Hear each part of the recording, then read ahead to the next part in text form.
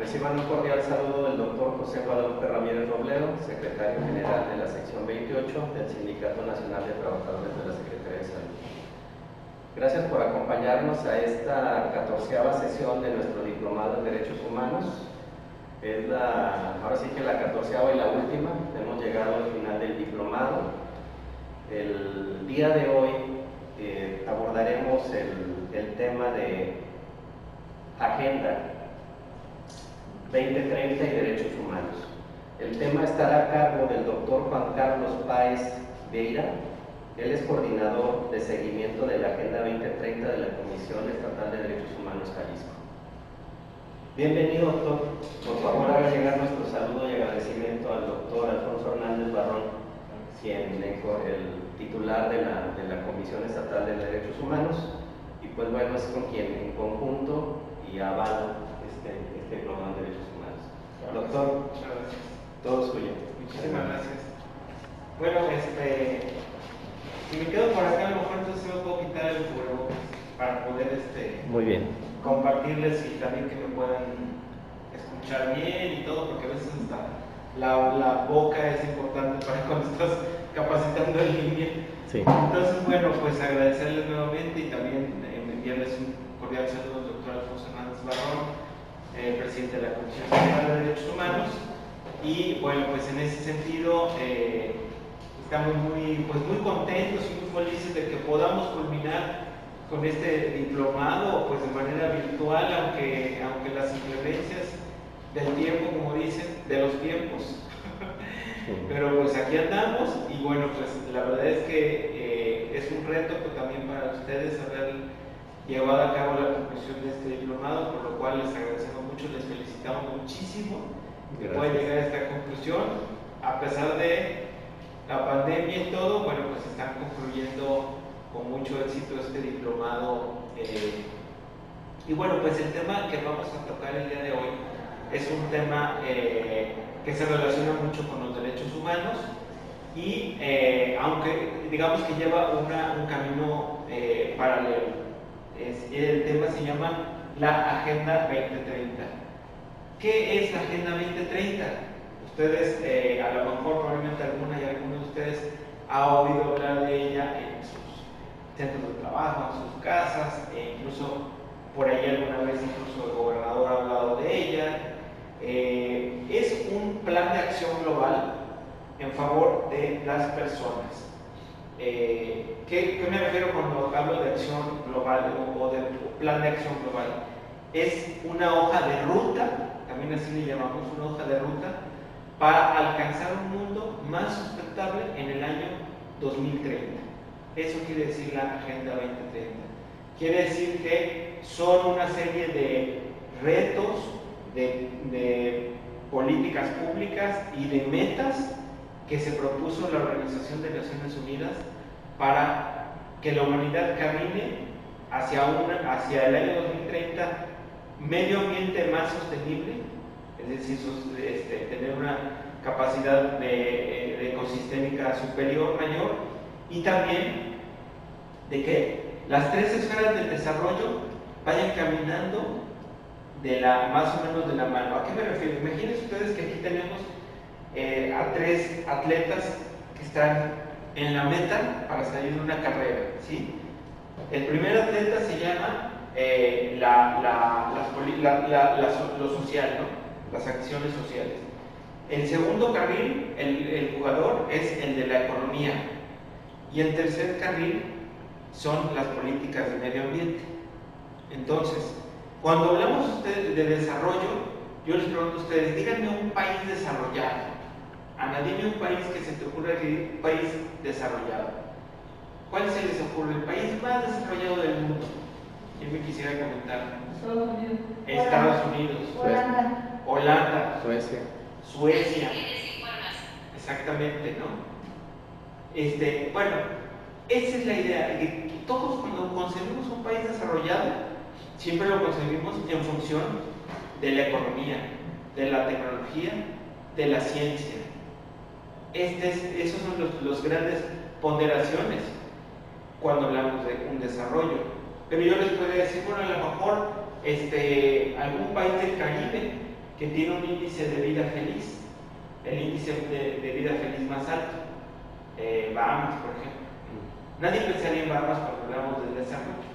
¿Qué quiere decir esto?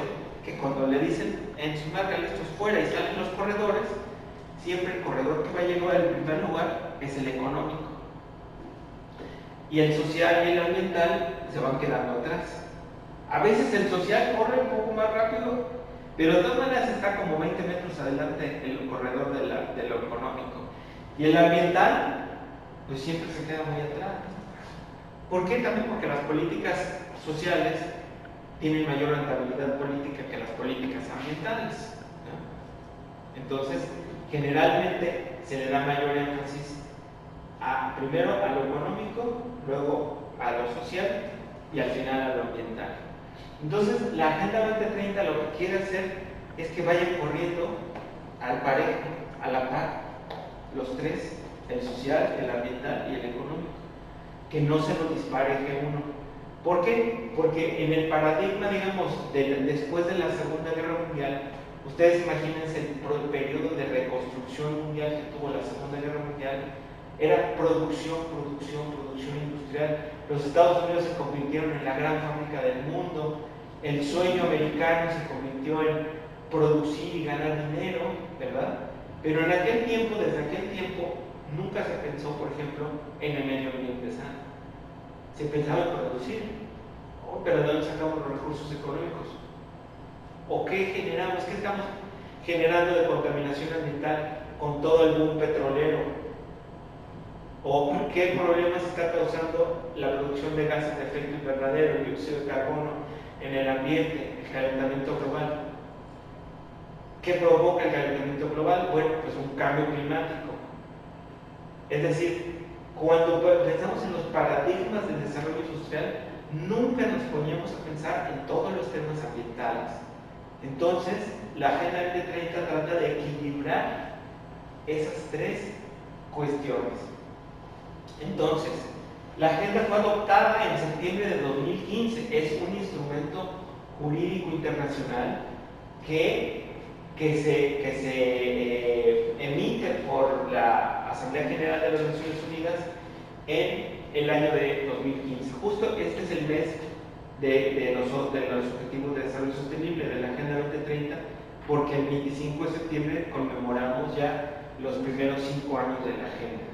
Ajá. Fue firmada por los 123 países del mundo y construida con la participación y esfuerzo del gobierno, de sociedad civil y del sector privado. ¿Qué contiene? 17 objetivos de desarrollo sostenible. Los vamos a ver ahora mismo, les voy a explicar. 169 metas específicas y 232 indicadores. La idea de estas metas, por ejemplo, tenemos una meta específica, por aquí me traje la tarjetita para enseñárselas.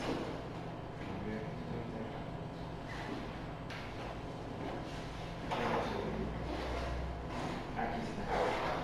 Hay un objetivo específico de desarrollo sostenible que es el 13, que es sobre salud y bienestar. Específicamente hay un ODS que tiene que ver con temas de salud, particularmente. Cada uno de estos 17 objetivos de desarrollo sostenible tiene adentro un número de metas específicas. Por ejemplo, el de salud y bienestar tiene 3, 5, 7, 9, 11, 13. Es decir, y si ustedes imagínense que esto es una gaveta de cajones, uno abre la gaveta de salud y bienestar y adentro vienen las 13 metas específicas, y cada meta a su vez combina uno o dos indicadores. Por eso es que son 169 metas, pensando en promedio, 10 metas por objetivo, y los indicadores sí son un poco mayor, porque es uno o dos por cada una de las metas, ¿verdad? Entonces, ya en su momento les voy a explicar en qué consiste el de salud y bienestar. Ahorita estoy como dándoles solamente los grandes objetivos. Y el horizonte temporal es en el año 2030. Eso sí es muy importante que lo tengamos en claro. ¿Por qué? Porque desgraciadamente ya ahorita ya llevamos 5 años de esa ruta. se supone que la humanidad iba a pensar en 15 años, pues ahorita ya nada más tiene que pensar en 10, ¿verdad?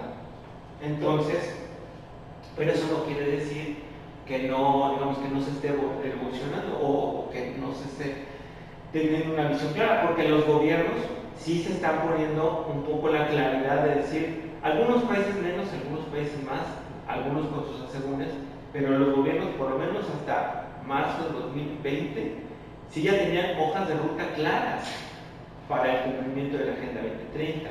Digo algunos más, algunos menos, porque yo comparo, por ejemplo, el gobierno, pues estoy pensando, el gobierno de Perú con el gobierno de España, pues el gobierno español incluso había elevado a rango de Secretaría de Estado a nivel federal la Agenda 2030. Había creado una secretaría específica en el gabinete federal para dar cuenta del cumplimiento de la agenda.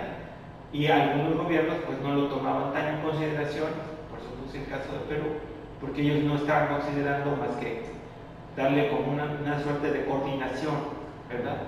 Entonces, no todo el mundo se pone en la misma pila. ¿Sí es este? ¿El de 20? Sí. Ahí está, ahí estamos. La que sigue. Ahí estamos. Esta fue la cumbre de la ONU en el 2015, donde se llevó a cabo la votación general de todos los gobiernos para establecerlo como un tratado del orden internacional que tuviera formalidad a nivel de la Asamblea General de las Naciones Unidas. Entonces, por ello, el rango de la importancia que tiene. Y aquí están, adelante.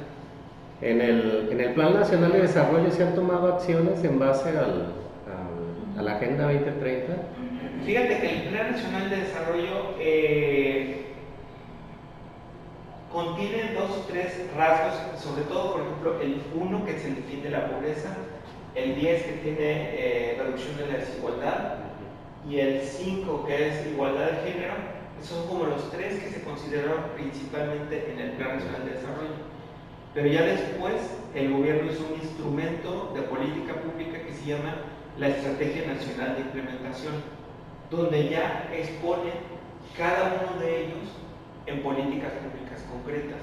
Okay. Y ya le pone a cada entidad federativa como sus obligaciones particulares. Okay.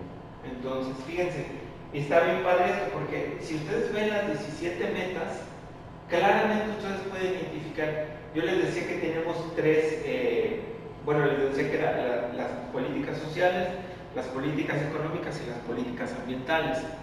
Aquí las pueden ver claramente, ¿no?, distribuidas.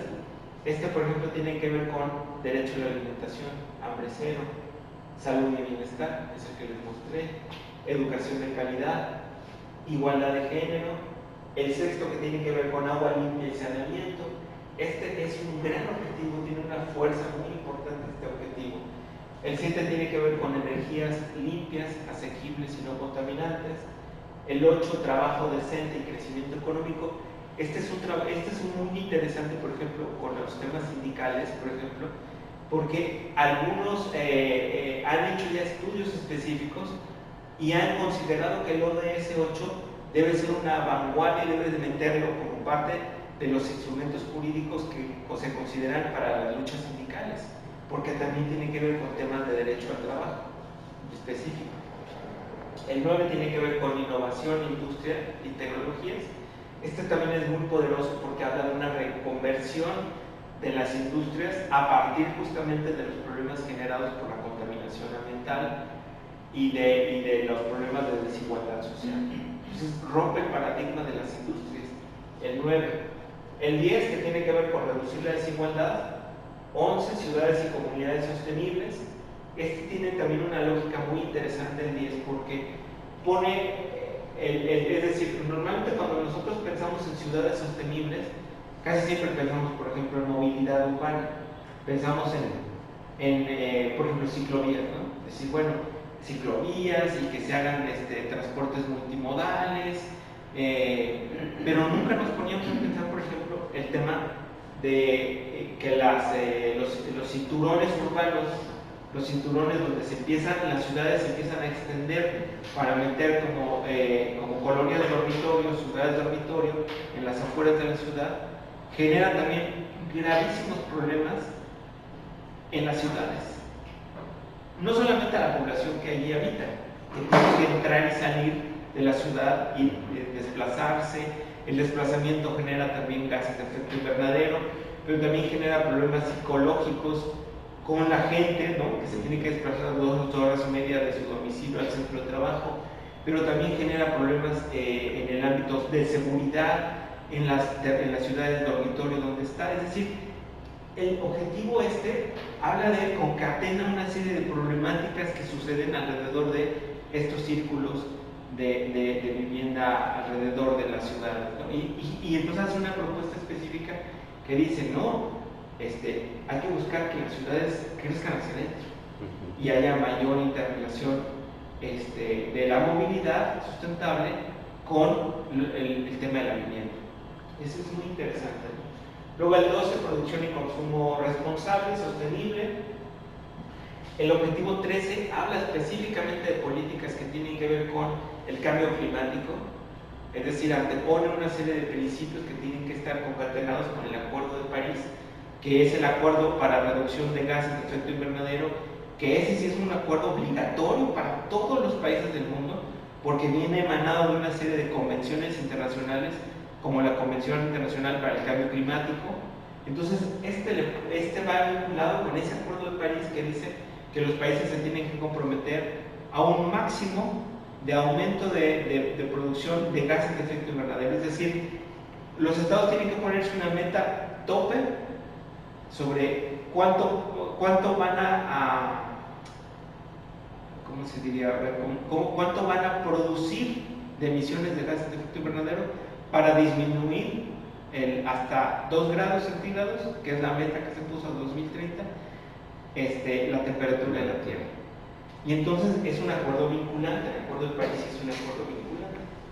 Luego el 14, que tiene que ver con vida submarina, también es muy importante porque nos habla de políticas públicas específicas que tienen que tener los países que tienen costas y que dan hacia los océanos, sobre políticas específicas para poder revivir los ecosistemas marinos. El 15, que tiene que ver con ecosistemas terrestres. El 16, que habla específicamente de derechos humanos, que se llama Paz, Justicia e Instituciones Sólidas, que no solamente habla de derechos humanos, sino también de combate a la corrupción y de instituciones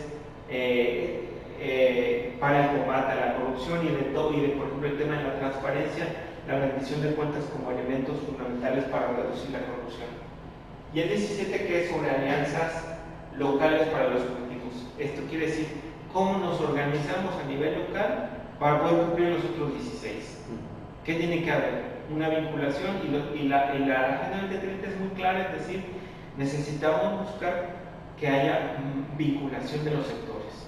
Es decir, por ejemplo, ellos dicen, no puede haber un cumplimiento de la agenda si no involucramos al sector privado, a los empresarios. El sector privado es fundamental en la parte de inversión pública para estas políticas. Y no solamente para inversión pública, por ejemplo, para el 8, fundamental el apoyo de la iniciativa privada. Para el 9 también, son fundamentales en estos dos, y en el 7, que es energías sostenibles. ¿Cómo se desarrolla esto? A ver, voy a adelantar una turma. Bueno, esta ya la vimos, la multidimensionalidad e interdependencia de la agenda. Está vinculado el tema económico, el tema social y el tema ambiental. Y en el centro, en la interrelación de las tres, están las políticas sostenibles. Cuando es ambiental y económico es viable, cuando es social y ambiental es vivible, y cuando es económico y social es equitativo. Entonces, esto es importante cuando estamos mirando las políticas de Agenda 2030, ¿verdad? Y entonces, fíjense, me quería adelantar unos años. Ahorita si no me regreso a la otra.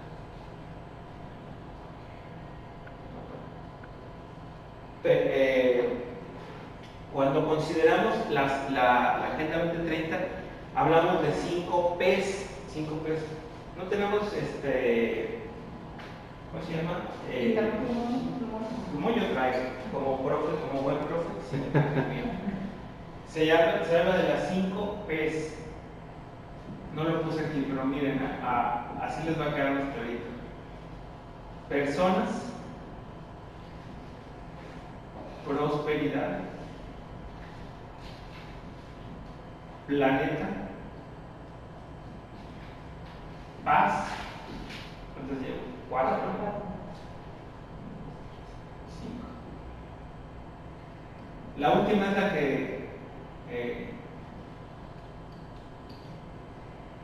que es un poco más rara, porque es una palabra que en realidad es anglosajona y estamos como haciendo una traducción al español, ¿no? De partnership, paternariado, que tiene que ver con políticas de cooperación al desarrollo, que es el objetivo 17. El objetivo 17. Las demás está clarísimo. Personas, que son las políticas sociales, prosperidad, políticas económicas, planeta, las políticas ambientales. Y la 4, que es la paz, que es el objetivo 16, que les mencioné donde se ve la palomita, ¿no? Entonces, esto es, si ahora no regresásemos, si miramos la laminita de los 17 objetivos con base a las 5 P's, ya podemos encontrar cada una de ellas ligada a alguna, ¿no? Tienes por ejemplo, personas. Las personas están casi relacionadas hasta el 5. Pobreza, hambre cero, salud y bienestar, educación de calidad, igualdad de género. ¿Verdad? Luego, prosperidad, nos vamos del 7 al 9 y al 10. De 7 al 10. Algunos dicen que incluso comunidades sostenibles es parte del tema de prosperidad. Algunos hasta con producción y consumo responsable lo ligan. Tiene que ver con políticas económicas, sobre todo, ¿verdad? Como crear una industria sostenible con base a buenas energías y con base a un trabajo decente. Esa es como la liga. Planeta, si ponemos el 6 y luego lo ligamos con el 13 al 15, ¿no? Por ejemplo, clima, vida submarina, ecosistemas terrestres, agua limpia y saneamiento, y algunos meten el 12, que es producción y consumo responsable. Y luego paz, es este de la palomita, y paternariado, el 17. ¿Verdad? Así es como lo tenemos. Por eso yo siempre les digo que las 5 P's es como la forma de poderle agarrar la onda a esta agenda, ¿no? 5 P's. ¿Verdad? Y en adelante lo vamos a estar mirando. Esta me la salto, no sé cómo ando el tiempo, si no pongo a hablar y si no ven la avión. Estamos bien. Entonces, bueno, entonces ya decíamos que estos, no sé si alguno de ustedes oyó hablar antes de los Objetivos de Desarrollo del Milenio. No recuerdo. Los ODM. Los ODM eran los antecedentes, son como los papás de los ODS, los Objetivos de Desarrollo del Milenio. Estos Objetivos de Desarrollo del Milenio tenían la misma lógica que les comenté al principio, pero fueron establecidos en el año 2000. En el año 2000 se hizo una revisión de qué estaba pasando con la humanidad y se crearon los Objetivos de Desarrollo del Milenio. Estos Objetivos de Desarrollo del Milenio tenían una meta temporal en el año 2015. Por eso en el 2015 surge la Agenda de Desarrollo Sostenible. Es como su hijito, como que le da continuidad, exactamente. Le antecede. Lo curioso de los Objetivos de Desarrollo del Milenio, miren, aquí se los puse. De aquí a acá, en este cubito que está en blanco, eran los primeros, los ODM, 2000 al 2015. Y de estos de acá son los ODS, los que siguieron. Pero fíjense ustedes que los primeros tenían un enfoque sobre todo basado en derechos sociales, en temas que tienen que ver, fíjense, el primero se llamaba algo de alimentación, el segundo tenía que ver con educación, el tercero con igualdad de género, el cuarto estaba muy ligado, por ejemplo, a las enfermedades, a la protección de los nacidos, de los recién nacidos, para que tuvieran, para que aumentaran el número de nacimientos vivos, sobre todo en países muy en vías de desarrollo. Estamos pensando en África, por ejemplo, reducir mortalidad, donde la mortalidad infantil es muy alta. Y el 5 tenía que ver con las políticas para las mujeres en el embarazo y en el proceso de nacimiento de los niños, también para reducir la mortandad de las madres en ese proceso. Y el 6 tenía que ver mucho con enfermedades epidémicas, pero de otro corte. O sea, por ejemplo, estamos hablando de VIH, estamos hablando de enfermedad malaria y de otras enfermedades tropicales. Ajá. Entonces, el 6 está muy basado en esta lógica. Y fíjense cómo estos de alguna u otra manera se fusionaron, el 4, el 5 y 6, en el que tenemos ahora como salud y bienestar. Ajá. Pero curiosamente, fíjense algo, estos, ¿qué podemos decir? Se decía que era una receta, era la receta del papá rico y pro al hijo rebelde y jodido, por decirlo así, ¿no? ¿A qué se refiere? Con que eran los países desarrollados, Europa y Estados Unidos, diciéndole a los países africanos: oye, controla tus epidemias, oye, mejora la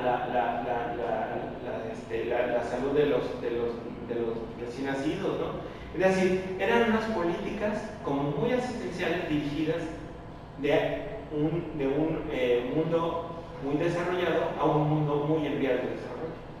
Esta era la lógica de los objetivos del milenio, ¿no? Y entonces, es precisamente difícil de cumplir, ¿no? Precisamente por la falta de desarrollo. Ajá, precisamente. Lo que hablamos hace rato de ahora sí los tres competidores no van a la par. Ajá. No, y sobre todo, exactamente, pero fíjate que detrás de esto había una buena noticia. Era la forma en la cual también los países muy en vías de desarrollo le pedían dinero a los países ricos. Porque decían: bueno, pues qué padre, ¿no? Si quieres que cumpla con el 4, el 5 y el 6, pero pues, ¿de dónde, no? Y entonces ellos pedían dinero con base a estos tres objetivos. Adelante. Buen día. Entonces, el 7 era, pues, así como protección al medio ambiente, ¿no? Así como muy general, ¿no? Sí. Y el 8 tenía que ver con paternalidad, que es este mismo, ¿no? Que es, digamos, este y su papá, el 17, está muy en la lógica. Pero lo más interesante de todo, cuando miramos estas dos agendas, es que esta es una agenda eminentemente social y es una agenda asistencial. No están considerados ni el planeta con la formalidad que están en los nuevos ODS. Fíjense lo que decíamos: el 6, el 12, el 13, el 14 y 15. O sea, es muy robusta la agenda ambiental en esta nueva. Y la agenda social en realidad es que se pasa acá, pero también con una lógica muy distinta. O sea, por ejemplo, los que se conservan idénticos serían el 2, que es educación, el 4, el 3, que es el 5 de igualdad de género, obviamente muy robustecida la agenda de género, definitivamente. El 1, que tiene que ver con hambre, que es combate al hambre, y el 3, que es la fusión del 4, 5 y 6 más otras, ¿verdad? Y por supuesto que también el tema de prosperidad no estaba presente en la agenda de los ODM. Fíjense el robustecimiento que tiene la agenda ambiental, del 7 al 11, increíble, ¿no? Entonces, eso es la transición que se ha dado, y por lo tanto sí se habla de que ahora sí la agenda es muy equitativa. Y por supuesto, algo que es algo muy interesante es que ya no es la agenda del papá rico al hijo pobre, en plan regaño, sino es de todos los países tenemos la misma responsabilidad en cuanto a la pobreza extrema del mundo. No es decir que África tenga problemas de pobreza extrema. ¿Por qué África tiene pobreza extrema? Pues la culpa está en los países europeos. Ellos son los que han logrado que los países africanos vivan pobrísimos, ¿no? Y lo mismo pasa en América Latina. ¿Por qué Honduras vive en la más grande pobreza extrema en la actualidad? Pues no es porque los hondureños sean flojos o porque no tengan industria. Es porque se vincularon durante 50 o 60 años a que los Estados Unidos se dedicaran a producir banana en esos territorios. Chiquita Banana era la dueña de Honduras durante muchísimos años, y lo único que dejaron fueron dictadores, muchas armas, un pueblo muy pobre, pero en realidad quien tiene la verdadera responsabilidad de las políticas sociales directamente es el gobierno hondureño, pero indirectamente es que ellos le hayan vendido el país durante 50 años a una empresa transnacional de producción de alimentos. Es la explotación transnacional, ¿no? Exactamente. Entonces, esto es lo que ahora está reconociendo la Agenda 2030, que en esa explotación transnacional todos los países son responsables. Y entonces el 10 agarra una importancia impresionante, porque es el que tiene que ver con la desigualdad. Y entonces dice, en las políticas internacionales para la desigualdad, Europa es igual o tan más responsable que África de la desigualdad. Y entonces se habla de desigualdad a nivel general, a nivel global, y también se habla a nivel de desigualdad a nivel nacional. Y ahí es donde muchas, por ejemplo, organizaciones civiles en México están agarrándose el 10 como bandera para buscar incluso políticas públicas de enfoque redistributivo, como impuestos redistributivos, para que los que tengan más paguen más y eso se vaya a políticas sociales. Eso es muy interesante. Oxfam, que es una organización internacional que tiene sede en México, Oxfam, está trabajando mucho ese tema de políticas para combatir la desigualdad. Y lo voy a anotar aquí porque la verdad es que vale mucho la pena el informe de Oxfam sobre desigualdad en México. Entonces, bueno, aquí ya está lo que mencionamos, los ODM, las diferencias que tenían con los ODM. Los ODM no tenían una visión de erradicar la pobreza, solo se preocupaban de forma asistencial por combatir las consecuencias de la pobreza, enfermedades, mujeres embarazadas, problemas en la salud de las mujeres embarazadas, problemas con el nacimiento de los niños y el problema de la salud de los niños, ¿cómo se llama? La salud neonatal. Sí, así. Y luego, por otro lado, los ODM no consideraban el cuidado y protección del medio ambiente en una integralidad de políticas. Es decir, sí crecimiento económico, sí prosperidad industrial, pero con enfoque de una industria sostenible y de energías renovables y de energías no contaminantes. Entonces eso es un paradigma, es un cambio de paradigma muy importante. Y bueno, obviamente ustedes dicen, bueno, y eso, pues como ustedes lo han visto en todo el diplomado, se han dado cuenta que los temas de salud, de educación, de vivienda digna, de alimentación, son derechos humanos. Todo está súper vinculado con los tratados internacionales de derechos humanos. Entonces, esta laminita es una laminita que nos compartieron los compañeros de las Naciones Unidas en Argentina, de la Alta Comisión de la ONU para los Derechos Humanos en Argentina, y nos da cuenta de cómo están vinculados los objetivos de desarrollo sostenible con los derechos humanos. Establecen que aquí, por ejemplo, este disco que ustedes ven aquí es un poquito como las 5 P's que yo les puse acá, pero esta es la visión que es una visión más desde un modelo de gobierno, de un modelo de política pública. Y fíjense nada más que interesante: acceso universal a servicios básicos. Y ahí está poniendo una serie de objetivos de desarrollo sostenible que estamos hablando. Y aquí está el 3, por supuesto, que es el que nos toca el día de hoy trabajar. Luego, ciudadanía y derechos humanos, que tiene que ver con la palomita, la desigualdad, la igualdad de género y el acceso a la educación. Medio ambiente, cooperación para el desarrollo ¿qué dice? El desarrollo sostenible. Está el 17 y el 10. Y desarrollo inclusivo y sostenible, que a este tiene que ver más con temas de prosperidad y sociedad, ¿verdad? Pero en el centro de todos ellos están los tratados internacionales de derechos humanos, que seguramente han estado viendo por mis compañeras, como que la Declaración Universal de Derechos Humanos, la Convención Internacional sobre los Derechos de las Personas con Discapacidad, que es fundamental en la construcción de la Agenda 2030, la Convención contra la Tortura, la Convención sobre eliminar todas las formas de discriminación contra la mujer, me imagino que la vieron, la CEDAW, La Sí. convención, sí la vieron, esa es fundamental también.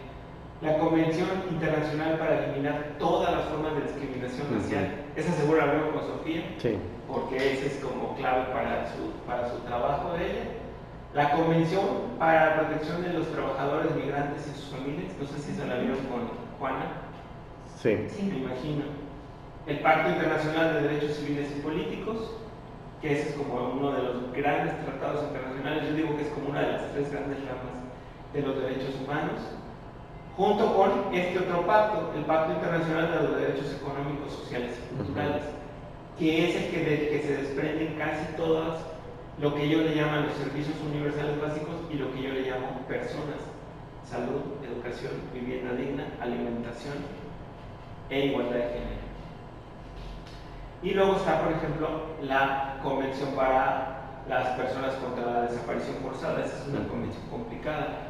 Yo no la he visto tan transversalizada, pero bueno. Y la Convención sobre los Derechos del Niño, que esa también seguramente que la vieron con Juanita. Sí.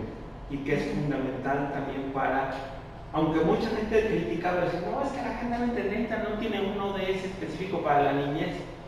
No, pero es muy transversal la Agenda 2030.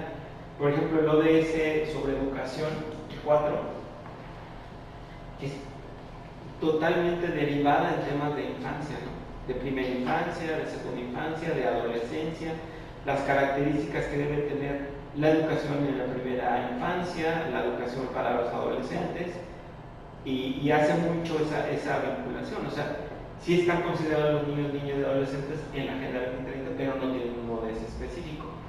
Los que sí no les va tan bien son los migrantes, los trabajadores migrantes y sus familias. Es una de las carencias que sí tiene la Agenda 2030, porque desgraciadamente, y eso fue toda una pugna que tuvimos cuando estábamos en la elaboración de la Agenda 2030. Digo tuvimos porque yo estaba también metido con los grupos en México que estábamos haciendo lobbying en Washington con la agenda, ¿no? Y había una pugna internacional muy interesante, porque, por ejemplo, cuando se estaban metiendo, porque había muchos grupos de ONGs feministas que estaban en la discusión y decían, parece que ellos pusieron sobre la mesa y dijeron, esta es nuestra agenda mínima de derechos de la mujer. Y había países como China, Arabia Saudita, los Emiratos Árabes Unidos, que dijeron, no, con esa agenda nosotros nos retiramos, no firmamos, que les vaya bien, ¿no? Y obviamente, por ejemplo, para la humanidad era fundamental China por un objetivo de desarrollo específico, que es el de cambio climático. Porque si China se salía de la Agenda 2030, no cumplía el objetivo de desarrollo que tiene que ver con acción por el clima, y por lo tanto tiraba la agenda, ¿no? claro. Entonces dijeron, no, ¿saben qué, feministas? Vamos analizando su pliego petitorio fundamental. Pero pues así estaban las ambientalistas, y estaban así los de derechos de los niños, y así estaban, por ejemplo, los de migrantes. Es decir, un cúmulo de presiones sociales y políticas que se estaban dando por el cumplimiento de una agenda básica. Y entonces ahí es donde, por ejemplo, toda la Unión Europea cerró filas en contra de las políticas para migrantes. Es decir, que quedaran excluidos los migrantes de la Agenda 2030. Fundamentalmente, pues, Italia, Francia, Estados España, Unidos. Alemania, Estados Unidos, porque pues ellos tienen una agenda bien tremenda con los temas de los migrantes. Entonces, no lograron que la agenda caminara en esa lógica. Ese es el problema. Pero lo que sí se logró, por ejemplo, es que la igualdad de género, que es el objetivo de desarrollo número 5, se pusiera como, digamos, como un filtro fundamental de la Agenda 2030. ¿Qué me refiero, por ejemplo, cuando hablo de filtro fundamental?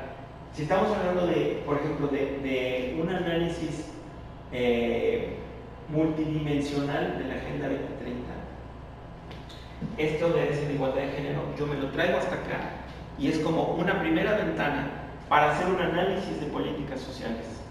Es decir, tus ojos primero pasan por este filtro de igualdad de género y después entra a los otros 16 objetivos de desarrollo sostenible. Eso sí lo lograron, y eso es bien importante en la agenda de la Agenda 2030. porque antepone esa lógica para hacer el análisis de políticas sociales, de políticas ambientales y de políticas económicas. Entonces, aquí puse solo un ejemplo. Puse un ejemplo de cómo se debe dar un análisis multidimensional de la Agenda 2030.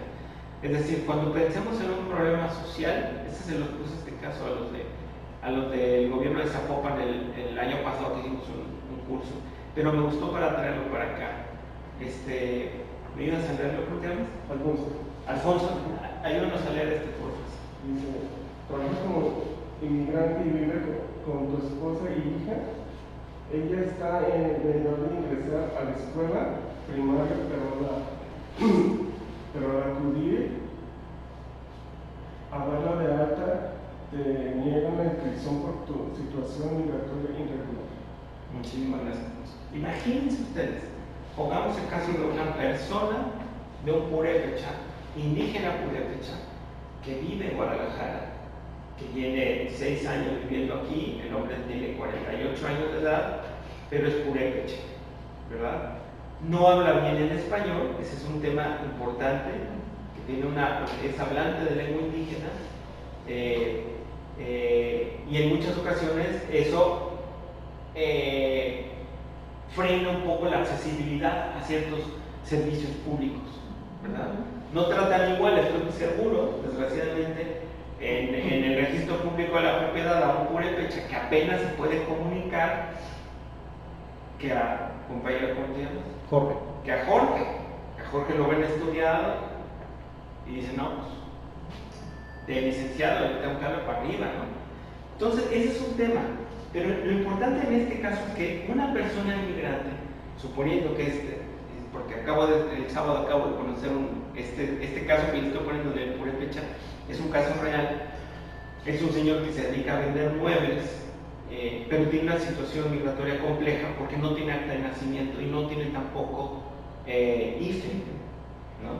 O sea, no tiene IFE, no tiene acta de nacimiento, es monolingüe prácticamente, porque habla purépecha, pero no habla castellano, y viene con una esposa, y generalmente pues los purépechas que vienen aquí pues tienen muchos hijos.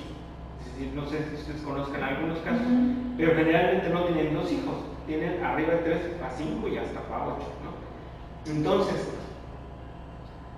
la hija necesita entrar a estudiar, porque es una obligación del Estado que la hija tenga estudios de educación básica, pero no lo puede hacer porque los padres no tienen papeles y por lo tanto ella tampoco tendrá papeles, ¿no? Entonces, esto es un problema de acceso a servicios fundamentales, es un problema de accesibilidad a derechos fundamentales, por un problema que es tan simple y sencillo, pero tan complejo a la vez, como es la identidad, el derecho a la identidad. El no tener la identidad del padre dificulta la accesibilidad de los derechos del hijo, ¿verdad? Entonces, cuando estamos hablando de un ejemplo como este, ¿qué objetivo de desarrollo sostenible se les viene a la mente que está siendo violado en principio de los 17 que les acabo de poner? El más flagrante que les venga a la mente, ¿cuál es? ¿De cuándo? De la educación y la salud. Exactamente, ese es el que nos surge de inmediato, el 4, educación de calidad, ¿no? Pero después también tenemos otro problema que tiene que ver con igualdad de género, ¿verdad? Eso es fundamental. Y después tenemos otro problema con el padre vinculado que tiene que ver con trabajo decente y crecimiento económico, que tiene que ver con un problema mucho mayor que es el derecho a la identidad, ¿verdad? Que se vincula con el tema de derechos humanos. Y 10, y 1 y 10, porque el hecho de que alguien tenga esa condición, digamos, migratoria, no tiene que ver con condición migratoria, pero con esa condición de vida, limita mucho sus capacidades de poder trabajar. Es decir, en cualquier lado donde tú vayas a pedir trabajo, te van a pedir 4 o 5 elementos fundamentales, ¿no? El IFE, fundamental, el acta de nacimiento, básico, currículum, comprobantes de estudios y la carta de policía, ¿no? Por lo menos esos 5 elementos son fundamentales para cualquier trabajo y entonces la persona no puede acceder a eso, a un trabajo decente, que es el 8, y por lo tanto le genera una condición de pobreza y por lo tanto se condiciona a una situación de desigualdad. ¿Ven? ¿Se dan cuenta cómo está vinculado?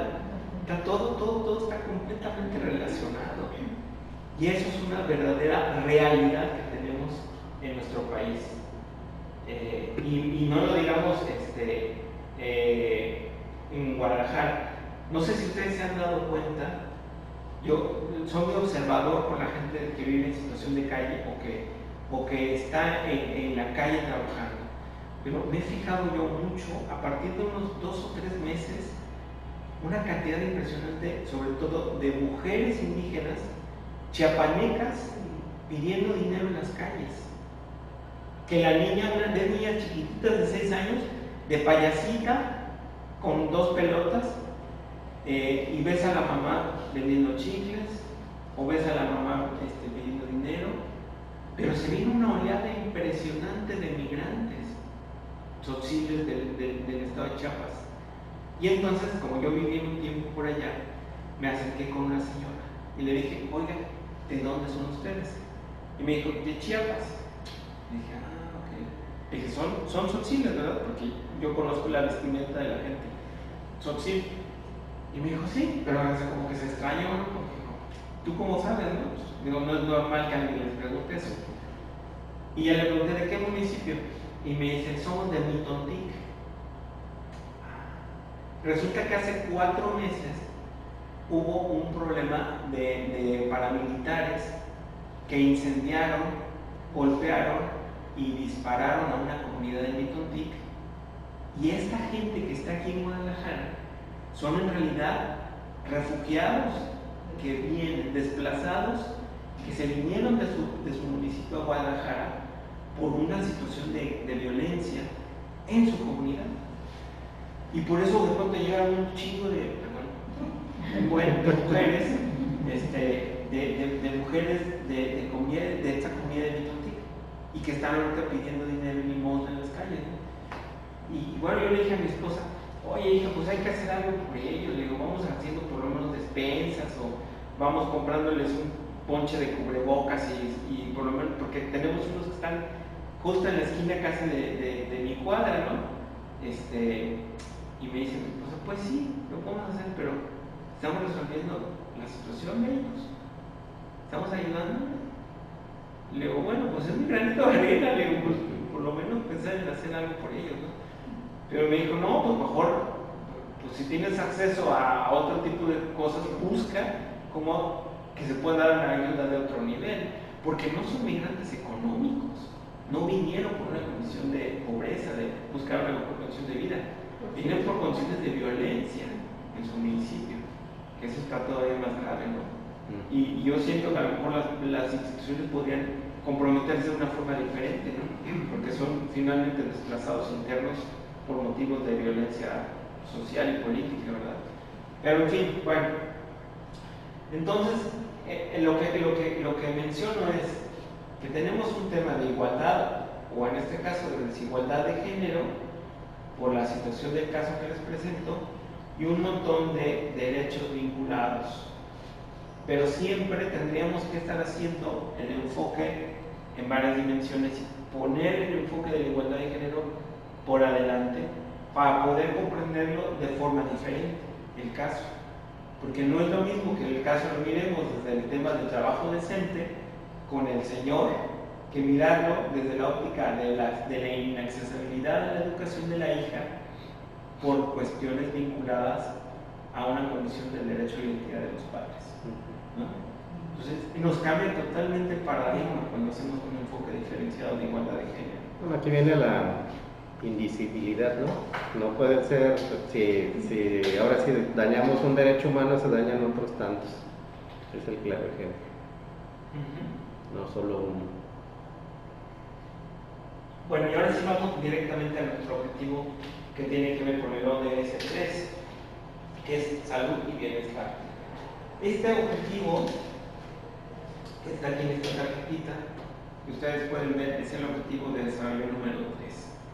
Y este tiene que ver ya con, digamos, con políticas públicas específicas para los estados. Algo que se me olvidó comentarles y es importante, es que detrás de un objetivo de desarrollo sostenible vienen 3 dimensiones de política pública: la federal, la estatal y la municipal. Es decir, cada autoridad en el ámbito de sus competencias tendrá que hacer el cumplimiento de esta agenda. Algunas políticas le tocarán al gobierno federal. Estoy pensando, por ejemplo, en impuestos redistributivos. Pues quien tiene, digamos, alguna facultad para eso es la Secretaría de Hacienda y Crédito Público a nivel federal. Luego hay otras a nivel de dimensión de los estados, de las entidades federativas, que tienen también una competencia importante, por ejemplo, en materia de salud. Y por último, las que tienen que ver con el ámbito municipal, ¿verdad? Esas 3 dimensiones de la política pública tienen que estar presentes en cada uno de los 17 objetivos, ¿verdad? Entonces, vamos a leerlos. Yo quiero primero que los leamos todos y después los comentamos, porque ustedes son los que están en el ámbito, por así que en el ajo de este tema, y creo que ustedes nos pueden dar un poco más de idea qué pensar de un objetivo de esta naturaleza. Si quieres, Ana, ¿nos puedes ayudar, por favor? Sí. Con la primera, si me haces favor. 3.1 y 3.2. ¿Tú? ¿Sí lo alcanzas a ver bien? Para el 2030 reducir la tasa mundial de mortalidad materna a menos de 70. De 70. de 70 por cada 100.000 nacidos vivos. Exactamente. 3.2 para el 2030 poner fin a las muertes evitables de recién nacidos y de niños menores de 5 años, logrando que todos los países intenten reducir la mortalidad neonatal al menos hasta 12 por cada 1.000 nacidos vivos, y la mortalidad de niños menores de 5 años al menos hasta el 25 por cada 1.000 nacidos vivos. Ok, muchas gracias. Si alguien quiere hacer algún comentario, o nos esperamos hasta el final, como ustedes quieran. Pero creo que de pronto puede haber algunas cosas que, mira, este me suena así y así, bueno, lo comentamos. 3, 3, 4, por favor. Bueno, no te presto mi tarjeta. 3.3 y 3.4. 3.3. Poner fin a las epidemias del SIDA, la tuberculosis, la malaria y las enfermedades tropicales desatendidas y combatir la hepatitis, las enfermedades transmitidas por el agua y otras enfermedades transmisibles. 3.4. Reducir en 1/3 la mortalidad prematura por enfermedades no transmisibles. ¿Sí? 3.5. Hasta ahí si quieres, nada más. Muchísimas gracias. Pásame tu tarjeta. Bueno, sí, pasa la tarjeta súper bien. Nada más decían, mediante la prevención y tratamiento y promover la salud mental y el bienestar. Creo que esta está más completa. Acá no. En la tarjetita le hicieron más un Un resumen. poquito más resumen. 3.5 y 3.6, por favor. 3.5 fortalecer la prevención y el tratamiento del abuso de sustancias adictas, incluido el uso indebido de estupefacientes y el consumo nocivo de alcohol. 3.6 para el 2020 reducir al el número de muertes y lesiones causadas por accidentes de tráfico en el mundo. Perfecto. Excelente. 3.7. Garantizar el acceso universal a los servicios de salud sexual y reproductiva, incluidos los de planificación de la familia, información y educación, y la integración de la salud reproductiva en las estrategias y los programas nacionales. Exactamente. Lograr la cobertura sanitaria universal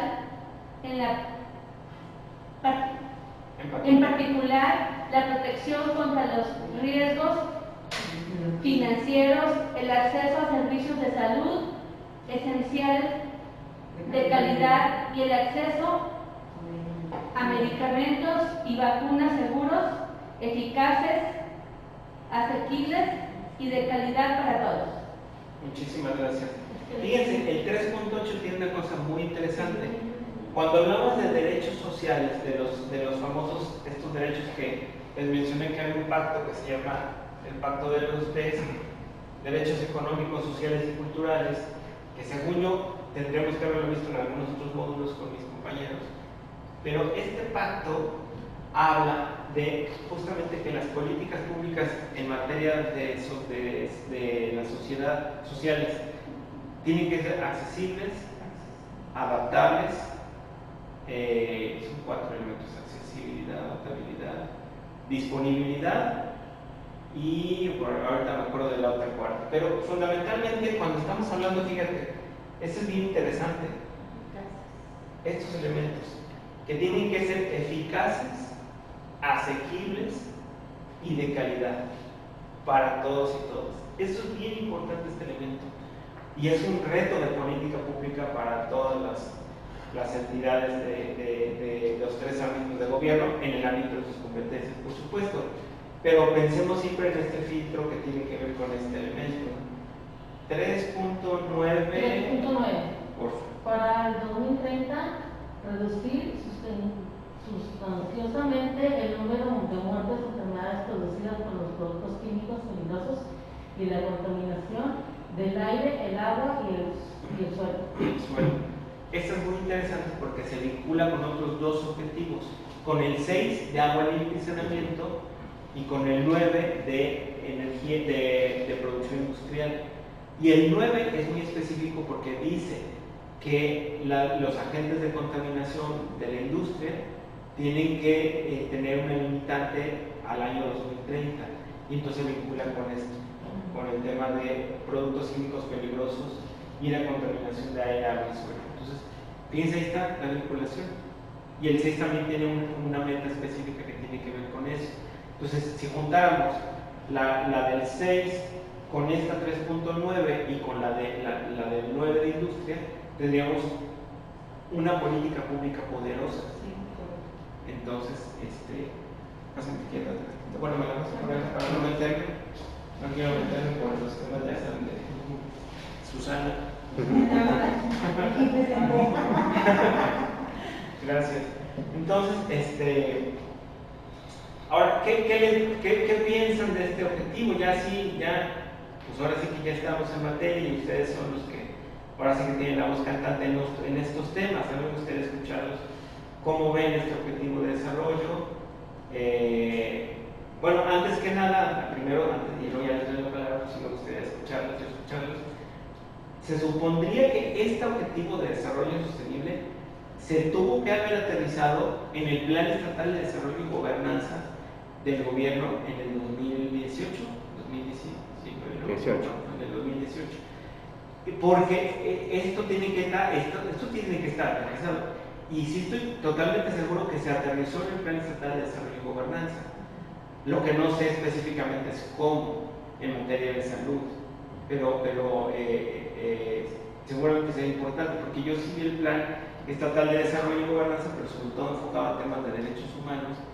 Cada política o cada eje de trabajo de política pública en materia de derechos humanos estaba vinculado con una meta específica de la Agenda 2030. Por eso sé que sí está el tema a nivel estatal. Pero bueno, ¿quién me quisiera dar sus opiniones a este objetivo? Pues por ejemplo, yo podría decir que en el 2018 en algunas unidades se iniciaron a implementar una cierta cultura de que tuviéramos materiales, insumos y áreas dispuestas para dar una mejor atención, hablando del 3.8, bueno, también de los primeros, pero en este 3.8 donde dice que lograr la cobertura sanitaria universal, en particular contra los riesgos financieros, el acceso a los servicios de salud esenciales de calidad y el acceso a medicamentos. ¿Por qué? Porque en nuestras unidades, en algunas, se habilitaron las áreas que dieron situaciones de mejora, incluso se llaman acreditaciones, y en algunos hicieron hacer certificación, obviamente con ciertos parámetros donde tenemos que hacer cumplimiento a ciertos estándares básicos para dar una mejor atención. Así decir, cómo llega el paciente, cómo lo vamos a tratar, quiénes tenemos que estar, con qué recursos humanos especializados en las ciertas áreas. Entonces, yo siento que sí se ha trabajado desde las diferentes áreas de salud para lograr varios de los objetivos protección de niños, por ejemplo, el tener carros rojos o bueno, carros de emergencia, que ahorita se llaman así, con ciertas especificaciones, que no nada más pueden ser para un adulto, que deben de llevar también materiales e insumos para un recién nacido o para un pediatra, para que en cualquier momento, si vienen a la consulta, tengamos el recurso para dar atención, no decir, ay, es que pues como aquí nada más recibimos adultos, no, pero no sabemos los acompañantes también que traen los adultos y viceversa. Entonces siento que sí se ha avanzado en esta materia de cuando iniciaron con este proyecto, en estas políticas. Tendrá mucho también que ver que tienen que estar estos unidos a otro tipo. Por ejemplo, en lo de lepra, enfermedades de la costa, por ejemplo, la malaria, todo eso, se necesitan no nada más los medicamentos, se necesita el factor humano para que se encargue de hacer la especialización, la capacitación de la gente de no tener nada que nos convenga, ofertarles a las personas que viven en esas áreas cómo ayudarlos, no hacer que se les contaminen las aguas también. Entonces yo pienso que es un cúmulo de situaciones que tienen que ir unidas unas con otras, porque no podemos trabajar solo con medicamentos o solo con capacitación. Buenísimo comentario. Y con eso me da que pensar en algo. Es decir, seguramente todas estas políticas públicas o lo que se expresaría en políticas públicas ya lo estaban haciendo, ya lo tenían incluso en el diseño de sus programas de la Secretaría, ¿verdad? Única y exclusivamente es como orientar a los gobiernos para que en cascada el gobierno federal oriente a los gobiernos estatales en indicadores específicos de cumplimiento de estos objetivos. Por supuesto, me imagino que la Secretaría de Salud para enfermedades tropicales tiene una serie de diferentes programas de cultura, educación, etc. Ajá. Yo no sé, por ejemplo, algunos de ustedes seguramente tienen más de 5 años trabajando en la Secretaría de Salud, eso me queda claro. Si ustedes han visto, por ejemplo, que de 2 administraciones pudieron haberse enfocado más a algunos de estos elementos que están considerados aquí, a partir de justamente de que esta agenda los lleva a los gobiernos estatales a cumplir y a modificar sus agendas, ¿no? Con relación a una de las enfermedades, por ejemplo, la lepra era una de las enfermedades que se consideraba que ya estaba casi terminada, que ya no había en el mundo. Tuvimos un brote hace 10 años, muy importante, y aquí en Guadalajara tenemos un brote muy importante de lepra. Y eso nos ha hecho cambiar nuevamente, a tener ya módulos otra vez en las unidades de lepra, cuando no tenía 1 o 2 pacientes, porque el medicamento se pide a México lo solicita a nivel mundial, regresa, ese es el movimiento. Entonces, esos cambios nos han hecho que se modifique, y sí, efectivamente ha habido cambios, por ejemplo en la lepra, por ejemplo en el dengue, a nivel que ahorita Jalisco tiene que tener un área específica de trabajadores para contraer eso, porque se sale o se desbordó. Claro. Adelante, compañero. Yo creo que aquí está faltando un poquito más se ha trabajado mucho a partir del 2018, pero aquí hablando de tratamiento y prevenir lo que es la salud mental, no se ha dado todavía la importancia que debe darse. Más ahorita con todo esto de la pandemia, ha aumentado muchísimo las enfermedades de salud mental, porque simplemente las ansiedades, las depresiones y los suicidios han aumentado a un considerable, ¿no? Entonces, no se le ha dado mucho tanto la prevención como la promoción para la salud mental. Yo creo que hace falta muchísimo más de trabajo en todos los niveles. Simplemente en muchos centros de salud no tenemos un psicólogo o una atención preventiva, ¿no? Y hace mucha falta en altos niveles también en hospitalización, pues no solamente tenemos un psiquiatra en un hospital y psicólogos a lo mejor nada más hay uno, ¿no? Entonces en ese ámbito no se ha dado mucho trabajo, y creo que es esencial, porque si no tenemos salud mental, pues no vamos a desarrollar muchísimo más enfermedades. Yo no supe si a la hora de que lo vimos encontramos alguno particular. Sí, el 3.4, de hecho en su tarjeta no estaba, pero estaba ahí y menciona no transmiles, mamá, salud mental. Ok, Es mediante la prevención y el tratamiento y promover la salud mental. Y O sea, como muy accesorio, ¿no? Sí, exactamente, como que, ay, ahí no está, pero acá lo sumamos, ¿no?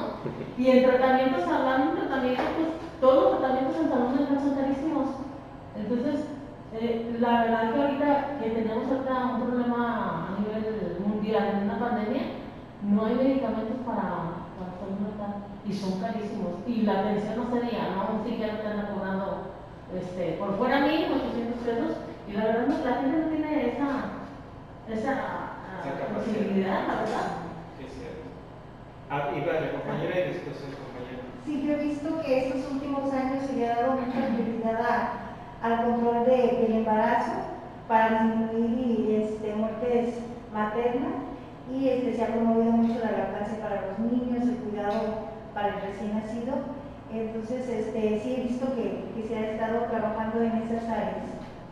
Exactamente, entonces es como más a lo mejor aquí es donde los enfoques han estado más focalizados, ¿verdad? Sí. Yo me imagino, y como decía la doctora en el tema de enfermedades tropicales, que bueno, yo me imagino, y digo, seguramente va un poquito en la línea de lo que mencionabas, este objetivo de desarrollo sostenible después de la pandemia, habría que modificarlo, pero absolutamente, ¿no? Porque todo cambió, ¿no? Los paradigmas que estaban aquí son diferentes ahora, ¿no?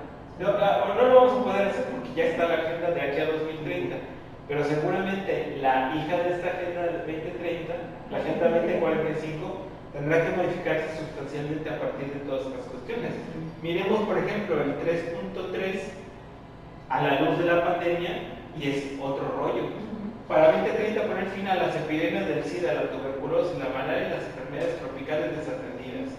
Combatir la hepatitis, las enfermedades transmitidas por agua y otras enfermedades transmisibles. ¿No? Híjole, no, bueno, pues, pero es un reto. Adelante. Bueno, comentar, por ejemplo, el caso del punto 3.5, que es fortalecer la prevención y el tratamiento del abuso de sustancias adictivas, ya sea de estupefacientes o el alcohol. Creo que ahí sí hay políticas públicas, tanto por parte del gobierno del Estado como internas en la Secretaría de Salud. En la Secretaría de Salud se encuentran los centros de atención primaria en adicciones, que sería un punto para fortalecer en ese sentido, y tenemos también por parte de movilidad, por ejemplo, el Salvando Vidas, ¿no? Que también viene a pegar a ese punto por la reducción del consumo del alcohol. Y fíjate, ese también se le pega al 3.6. Así es.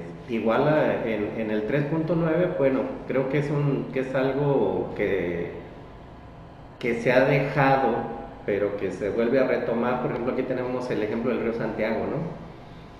Los productos químicos peligrosos, la contaminación del aire, del agua y del suelo, precisamente, que tenemos alrededor del río. Creo que fue algo que se dejó, que este año se vuelve a retomar, incluso por observaciones de la Comisión Estatal de Derechos Humanos, que nos decía que en 20 años de la recomendación que ya habían hecho, con anterioridad no se había hecho nada. Es un tema que se vuelve a retomar, si mal no recuerdo, por ahí de abril, de marzo, abril, y pues empieza con el saneamiento del río. A la fecha no sabemos cómo va, no ha habido esos indicadores, esos reportes, pero sí se tomó en cuenta la recomendación de la Comisión, y el gobierno del Estado pues puso en marcha esa limpieza tanto del agua, y ver las industrias que estaban derramando químicos al río para contaminar agua. Creo que ahí hay, por lo menos aquí en el Estado, tenemos esa vinculación en esos puntos. Correcto. Alfonso. Para mí, el que viene siendo el punto número 3, el número punto 3.3 y el punto 3.5 van relacionados a lo que viene siendo el 3.4. ¿Verdad? Bueno, dentro de la salud mental dice que son enfermedades de SIDA, va relacionada también a la salud mental, lo que viene siendo también sustancias adictivas, lo que viene siendo las drogas. Dentro de ahí de crecimiento prolongada se da mucho esto, de que llegan los pacientes muy drogados, consumen hongos, que les hacen alucinar, o pacientes también que tienen una enfermedad mental, pero también tienen una enfermedad terminal transmisión sexual, más aparte tienen SIDA. Ese sí, dentro del punto Pues esos número. casos pueden ser muy difíciles, Sí. ¿verdad? Porque llegan y no saben si en verdad tiene SIDA, tiene enfermedades de transmisión sexual o algo, hepatitis. No saben hasta que el paciente se hacen estudios y saben que le hacen de exámenes de sangre, le hacen de sustancias y todo eso. Y hasta ahí se da uno cuenta, más que nada el médico, el psiquiatra, que tiene una enfermedad de transmisión sexual y aparte que es un paciente de salud mental.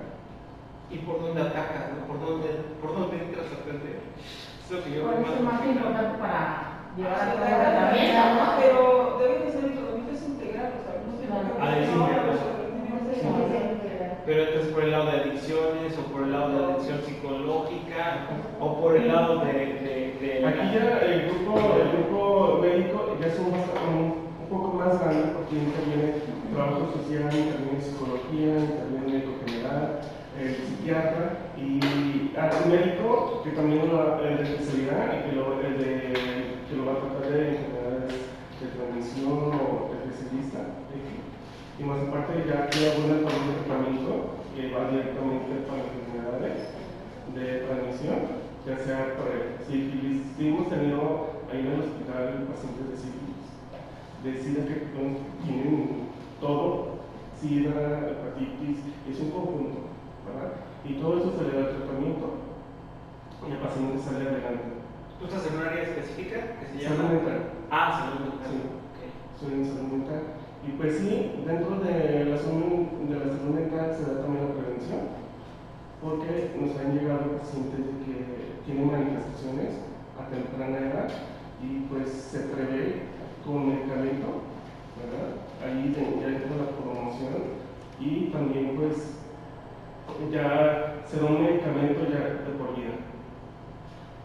Porque siempre los papás tienen así como el instinto de que decir, así que se está comportando medio diferente de lo que se comportaba algunos meses.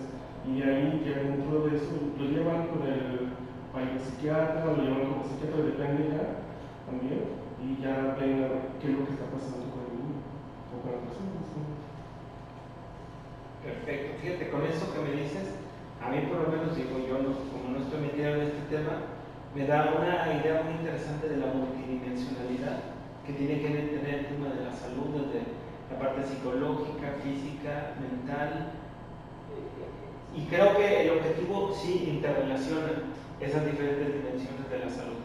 Y a veces que el paciente viene muy psicótico y si no sabes que tiene una enfermedad así o algo, hepatitis o algo que se pueda contagiar más que nada, tú no sabes si estás en riesgo realmente. Aunque uno toma sus medidas, pero no es lo mismo, porque no sabes ni con qué paciente estás tratando de verdad. Bueno, y ahora con esto que mencioné ya nos podemos ir a la siguiente lámina. Bueno, que ya me faltaron esos tres. Bueno, voy a leerlo yo.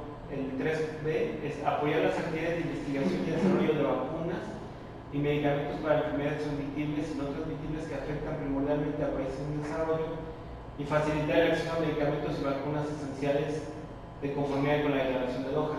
Ese también es otro paradigma después de la pandemia, completamente, ¿no? Y para empezar, dicen que afectan primordialmente a los países en desarrollo. ¿Y ahora quién está afectando la pandemia? A Europa y a los Estados Unidos.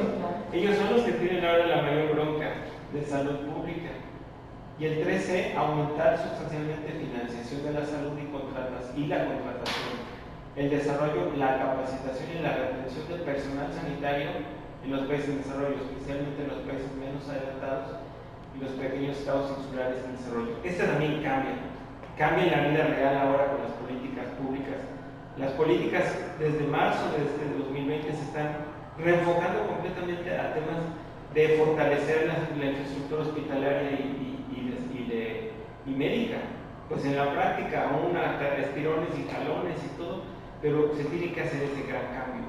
O sea, ya ahora estamos en un cambio de paradigma muy fuerte en cuanto incluso al personal, ¿no?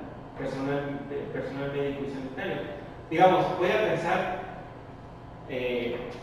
no es una opinión personal a nombre de Juan Carlos Páez ni de la Comisión Estatal, sino como estoy pensando como en la gente, lo que tú decías, pensando en la gente, pensando por ejemplo en los elementos prioritarios de una o de políticas públicas sociales, el tema de la salud siempre ha sido importante, mas sin en cambio creo que no era prioritario para los gobiernos. Es decir, lo veía como una necesidad que tenían que cubrir en términos presupuestales, en términos de infraestructura. Pero a partir de esta situación se convierte, o se tiene que convertir, en la práctica se está convirtiendo en una prioridad de políticas públicas para el gobierno federal y para el gobierno estatal, porque ya se dieron cuenta de que si no lo hacían así, con el aumento de infraestructura hospitalaria médica, pues no lo podían hacer frente a la pandemia, ¿verdad? Pues de hecho, el problema siempre ha existido, ¿no? En realidad el personal es insuficiente para la población. Hablamos, nosotros trabajamos en centros de salud y demás, y vemos que es insuficiente, hablando en el primer nivel, pero ya a un tercer nivel llegamos donde quiera estábamos saturados. Ahorita con esta pandemia nos dimos cuenta que pues, no tenemos infraestructura en lo más mínimo, tanto en personal como infraestructura en atención, porque ahorita pueden decir los gobernantes de que estamos a un 30% de cobertura, pues no.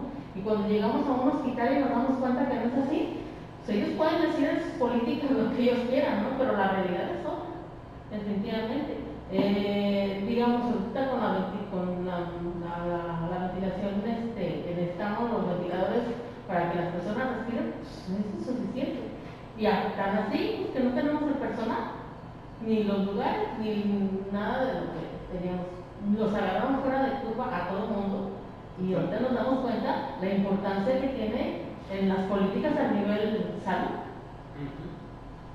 Digamos que la política de materia de salud pasó de ser, estoy volviendo a pensar como gobierno, de ser una política de segundo nivel de importancia o de tercer nivel de importancia a un primer nivel, ¿verdad? A un primer nivel de importancia. Incluso, por ejemplo, yo trabajo en el centro de salud. Ahorita, por todo eso que decía, que están emigrando muchos de Chiapas, de Oaxaca, de otros estados, aquí a Jalisco, en nuestra unidad se está poniendo obligatorio tomar un curso de multicultural, o sea, de todos los, Invítanos también a la Comisión Estatal y nosotros los apoyamos. Pues sí, se está tomando y es obligatorio para todo el personal, por lo mismo, porque está llegando mucha población de otros estados y es un programa que también tiene el municipio, porque como están los inmigrantes llevan poca vacuna, llevan otras culturas, entonces están integrando eso en el municipio para que se pueda atender a toda la población por igual. Eso que mencionas es muy importante porque generalmente los pueblos indígenas, lo comento, yo viví 6 años en una comunidad indígena en Chiapas y la gente en las comunidades indígenas no está acostumbrada a atenderse con la lógica que nosotros tenemos de me duele la cabeza, te doy una pastilla, me corté la pierna, me das una inyección para infección.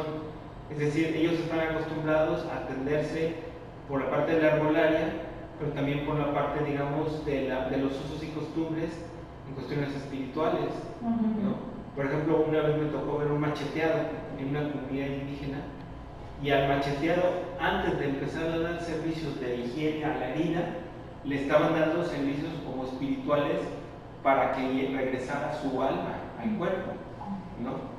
Entonces estas situaciones hacen que sea muy difícil. Estoy pensando, imagínate, fíjate, en qué paradigma, en qué condicionante, una mujer indígena tzotzil que viene de emigrante de Mitontic, que sufriera, por ejemplo, una situación de violación, ¿cómo atender esa situación?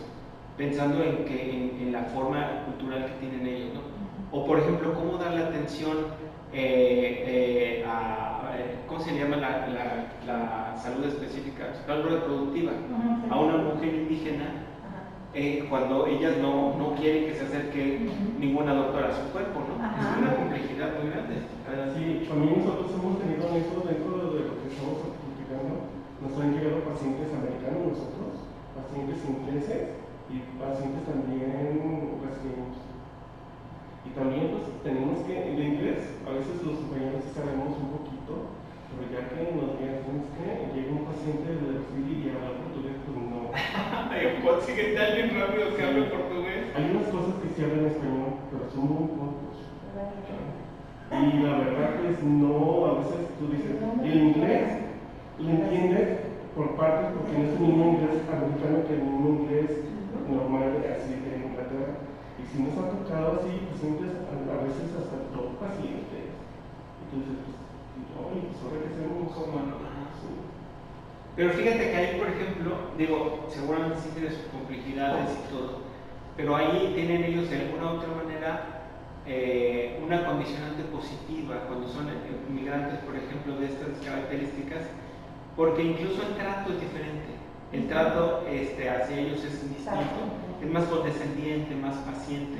Cuando son condicionantes que tienen que ver, por ejemplo, con pobreza o con marginación misma, por ejemplo, las mujeres indígenas auxiles, y con todo respeto y cariño yo lo digo a ellas mismas, no tienen una higiene similar a la que nosotros tenemos cotidianamente.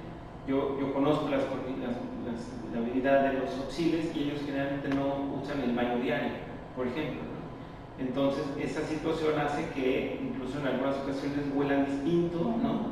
Y eso también considerando, pienso en ustedes del sector salud, en enfermeras, es complicado para las propias enfermeras trabajar con este tipo de personas, ¿no? Sí. Y sin embargo, nosotros tenemos que tener, y esa es la complejidad de atención a servicios de salud a las personas indígenas migrantes en condición de pobreza y vulnerabilidad, que tenemos que pensar también como ellas mismas piensan en su cuerpo y en su condicionante espiritual, y eso es más complejo. Qué bueno que están dando este tipo de cursos, es una cosa muy buena. Bueno, entonces, fíjense, este tercero también, el 3D, es importante ahora con la pandemia. Reforzar la capacidad de todos los países, en particular los países en desarrollo, en materia de alerta temprana, reducción de riesgos y gestión de los riesgos para la salud nacional y mundial. Esto parece que se estaba adelantando a la pandemia, ¿no? El 3D. Pues Bueno, nunca se lo imaginaron. nunca se lo imaginaron. Entonces, esta es la generalidad del objetivo 3. Ya la tenemos todos conocida.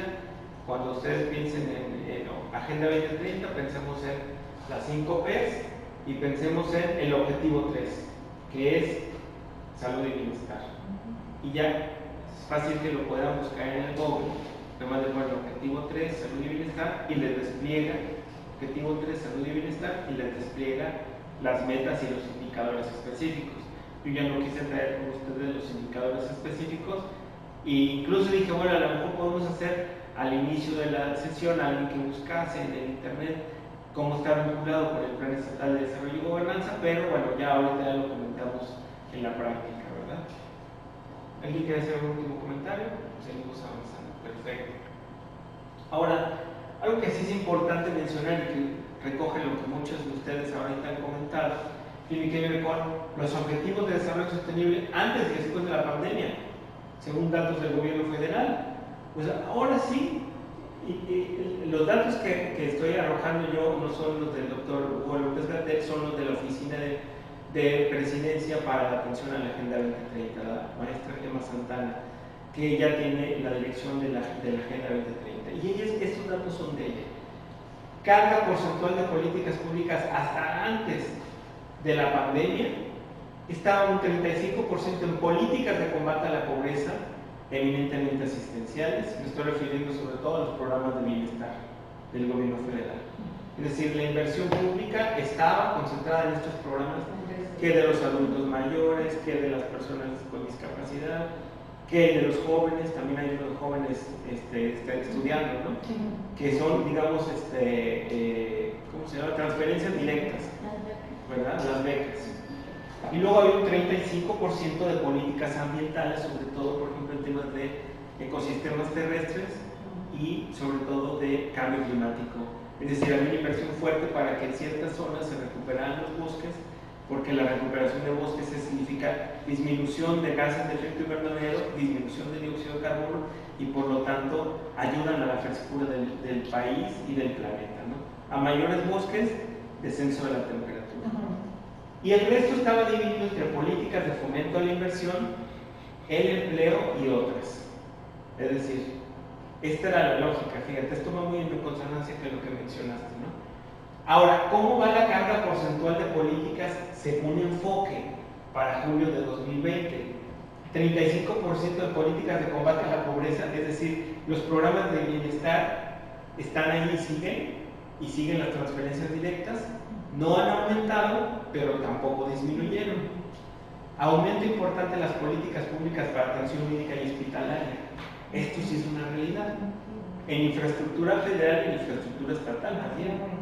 Es decir, hay una reorientación incluso en el presupuesto 2021 que presentó recientemente el secretario de Hacienda. Hay una carga fuerte para infraestructura médica y hospitalaria. Está directamente ahí vinculada el presupuesto público 2021. Disminución grande de políticas de medio ambiente, cambio climático y ecosistemas. Es decir, pues, tanto en política pública como en presupuestos tenemos un puerquito y de ahí hay que sacar. No podemos sacar más de lo que el puerquito da. Y por supuesto que estas políticas ambientales se tienen que disminuir para que aumenten estas. Tanto en la parte de orientación de política pública como en la parte presupuestal. Es decir, Gemma Santana reconoce que las políticas ambientales han quedado relegadas. A partir de marzo de 2020 dijeron, no, pues ya no le des tanto a la inversión en bosques. Primero hay que pensar en mejorar la infraestructura hospitalaria. Por supuesto, ¿no? Es una realidad. Las necesidades han cambiado. Se mantienen bajas las políticas de rescate a negocios, empresas y fomento al empleo. Es un poco también la crítica que se le ha estado haciendo al gobierno federal. Es decir, no hay una política de rescate al empresario, de rescate a la industria, etcétera, ¿no? Es una realidad por el enfoque probablemente social que tiene el gobierno federal. Pero esto es lo que estamos viendo ahora mismo con la situación post-pandemia o durante la pandemia, ¿no? Y esta lámina me gustó mucho traérselas porque habla de los efectos de la COVID en los ODS. Es decir, hay un replanteamiento grandísimo que tiene que ver con, por ejemplo, el 17 agrava la respuesta contra la globalización, pero también a la cooperación internacional en materia de salud pública. Es decir, se tiene que dar un enfoque incluso redistributivo de la cooperación internacional para salud pública. Dejar a lo mejor la cooperación que tenías para temas ambientales y buscar en que eso se enfoque directamente a la infraestructura de salud pública y hospitalaria, y médica y vacunas, ¿no? Vacunas es ahorita el gran tema que está sobre la mesa. Propicia la pérdida de ingresos, pues es decir, si por ejemplo llevamos 3 pasitos para adelante con el tema de combate a la pobreza, pues ahorita vamos 2 para atrás. Como decías tú hace ratito, estamos presentándonos una crisis similar a la crisis del 29, o incluso peor que la crisis del 29. Es decir, hay un verdadero problema económico. Los datos son constantes y distintos, ¿no? Por ejemplo, la reducción de 12 millones de personas al IMSS, es decir, se redujo la nómina de las personas que tenían prestación del Seguro Social, pero no es que sean solamente 12 millones los que cayeron en el desempleo, no, la reducción del desempleo es muchísimo mayor, se habla de 35, 40 millones, ¿verdad? Del desempleo y del subempleo, ¿no?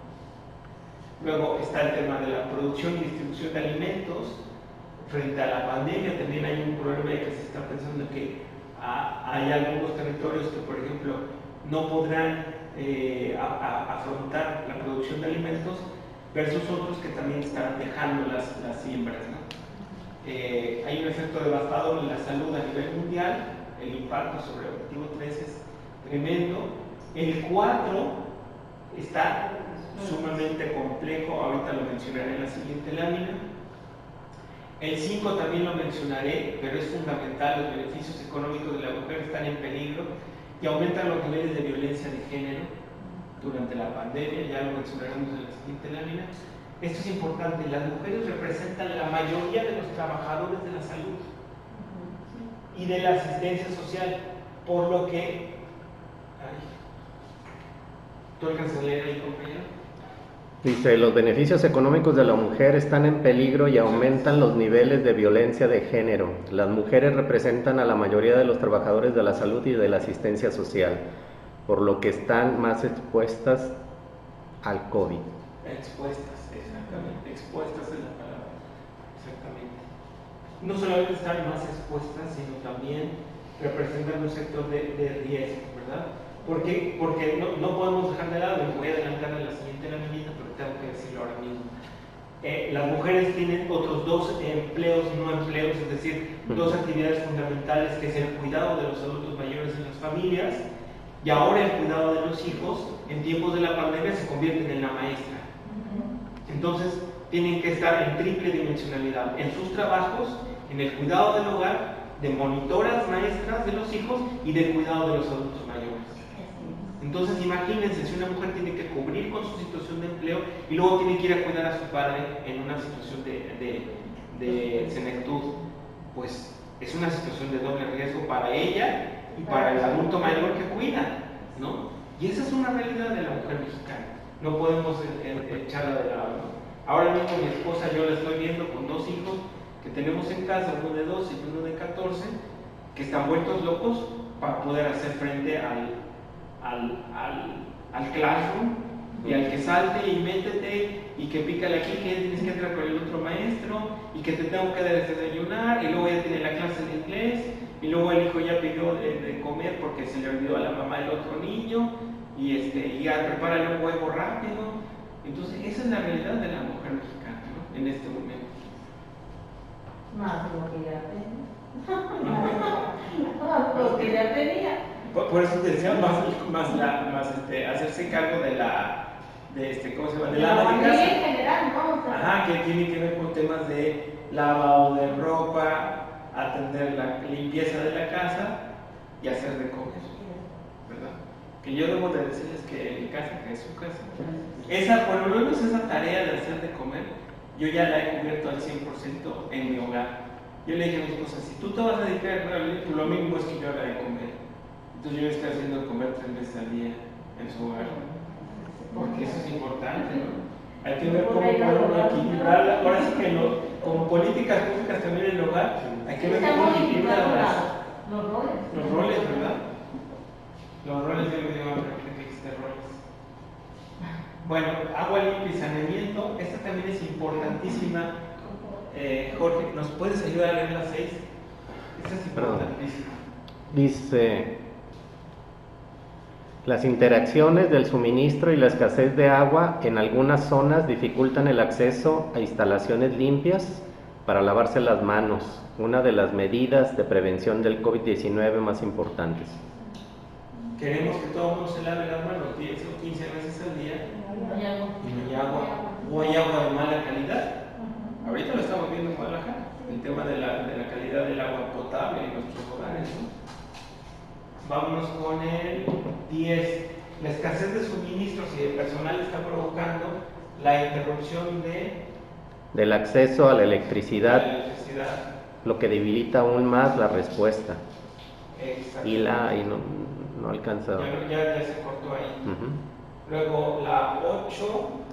Actividades económicas suspendidas, menores ingresos, reducción de las jornadas laborales, crecimiento del desempleo. Exactamente. Y la reducción del desempleo equivale también a que las tasas de pobreza aumenten. Es decir, hay una franja de población que generalmente está entre llegar a la pobreza y mantenerse en niveles mínimos, que generalmente están en el subempleo o en el empleo informal, ¿no? Entonces, este sector se ha visto súper afectado por la pandemia porque generalmente es un sector servicio, ¿no? Estoy pensando en la señora que hace los jugos afuera de mi casa, en la esquina de la casa, que tiene, por lo menos tardó marzo, abril, mayo, junio, sin abrir el puesto, 4 meses, ¿no? ¿Cómo le hizo esa señora para llevarse el alimento al día? teniendo un puesto de jugos que no abrió durante 4 meses. Es decir, existe una posibilidad de que ese sector vaya a los sectores de pobreza, ¿verdad? Este lo vimos, ¿verdad? A ver, este último es importante, el 13, perdón. Menor compromiso con la acción climática, pero también menor impacto ambiental debido a una disminución de la producción y el transporte. Es decir, si bien hay políticas ambientales que se han reducido, como lo mencionamos en la lámina anterior, pero al mismo tiempo ha habido una disminución de gases de efecto invernadero por causa de la pandemia. Es decir, porque la industria bajó muchísimo la producción industrial y eso también ha tenido beneficios en términos de los gases de efecto invernadero. Pero esta laminita, ¿a poco no les parece me parece muy bueno, muy interesante? Y esta es como mi opinión de la laminita. Está igual como buenísimo. Fíjense, primero, pone en evidencia los efectos de la COVID, pone en evidencia la terrible desigualdad en el acceso a servicios básicos y al tiempo a insumos fundamentales para cumplir con otros objetivos como el derecho a la educación. Es decir, nos está poniendo en evidencia una situación que ya había, que ya existía en el país, simplemente ahora se ve. Creo que algunos de ustedes lo comentaron, ¿no?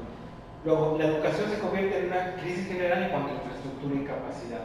Es decir, por una parte la Secretaría de Educación a nivel federal no sabía qué hacer, cómo arrancar el ciclo escolar. Por otro lado, se puso la desigualdad en cuestiones de... Alguien me puso un Twitter que me encantó hace como un mes y medio. ¿Cuándo arrancó el ciclo escolar? ¿Como un mes? Más o menos, ¿no? Alguien puso, en mi casa, y es un chavo que vive en Providencia, o sea, es un chavo que es doctor en Ciencias Sociales por la Universidad de Essex, en Inglaterra, por supuesto que tiene un nivel de vida muy bueno. Puso en el Twitter, en mi casa somos 5 de familia. En este momento, para arrancar la actividad de mis hijos, necesitamos 3 tabletas para los niños, más 2 laptops para las juntas de trabajo de mi esposa y mía, y aparte necesitamos una excelente conexión a internet para que aguante una plataforma de 5 conexiones al mismo tiempo de Zoom, porque no es una ni 2, son los 3 chamacos y la pareja. Necesitan, esa es la infraestructura fundamental que tiene que tener una familia en casa. Todos y todas las que aquí tenemos hijos tenemos que tener esa infraestructura. No es porque él sea Héctor de la Universidad de Essex, ¿no?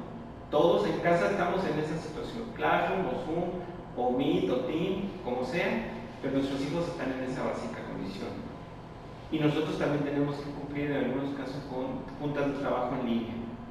Entonces, esta es la necesidad ahora de las escuelas y de los niños en casa, ¿verdad? Entonces, eso se convierte en una situación de infraestructura, de carencia de infraestructura y de internet. Sí, en las comunidades rurales que no hay, no tienen acceso al internet, no tienen acceso incluso no hay luz en algunas localidades, ahorita con las lluvias no mucho la luz. Ahí también ya se puso eso en evidencia, que dicen, porque los maestros dicen, entonces, ¿cómo nos comunicamos con los niños? Si las mamás trabajan en las zonas agrícolas, si los cuidan los más grandes, si no tienen ni celular, mucho menos tableta o tablet. Entonces, ahí sí es un gran problema para los maestros, porque ellos incluso están imprimiendo copias para poder dárselas a los alumnos, y que incluso las mamás dicen, es que no tengo tiempo. Entonces, los niños se van quedando en un nivel escolar muy bajo. Totalmente. Este año en temas de educación va a ser un año perdido para el tema de la educación. Definitivamente va a estar muy complicado, porque como bien mencionas, una cosa es que te diga, a ver, ahí te van las copias de Mesopotamia, y otra cosa es que el niño las lee y las comprende en casa, ¿no? Que sepa que son. Yo había leído un tweet de Paola Rojas que decía que 6 millones de niños iban a tener instrucción primaria en este semestre. Por eso. Sí. Mucho. Es muchísimo niños. Pensando, creo que la población general es de 22 millones. 6 millones es por lo menos una cuarta parte, ¿no? Sí. Es muy compleja la situación de la educación. Y también eso nos lleva también a pensar muchas cosas en el tema. Por ejemplo, me da la impresión de que el gobierno del Estado quiere que ya los niños regresen a clases, a presenciales. Y yo estaba leyendo oigo este programa de Radio Francia Internacional, que tiene un noticiario que dice que en Francia regresaron los hijos a la escuela y a las 2 semanas vino un rebrote de 500 niños, en 2 semanas que habían regresado a la escuela, hubo un rebrote de 500 niños y todos regresaron a sus casas. Con la complejidad que significó el retorno en términos de protocolos de salud en las escuelas, la infraestructura y el gasto y la inversión que significó que prepararan las escuelas para el retorno, y ahora van de regreso en Francia los niños otra vez porque hubo un rebrote impresionante de contagios. Y se supone que son de tercer mundo, entonces ellos tienen más accesibles a todos esos controles. Aquí en México no tenemos. Exacto, eso es lo que eso discutía yo con mismo, o sea, le decía, imagínate, Francia, los controles, los protocolos en París. Digo, ¿tú crees que el colegio de Milanito, no digo el nombre porque a lo mejor lo conoce, dijo, es un colegio privado?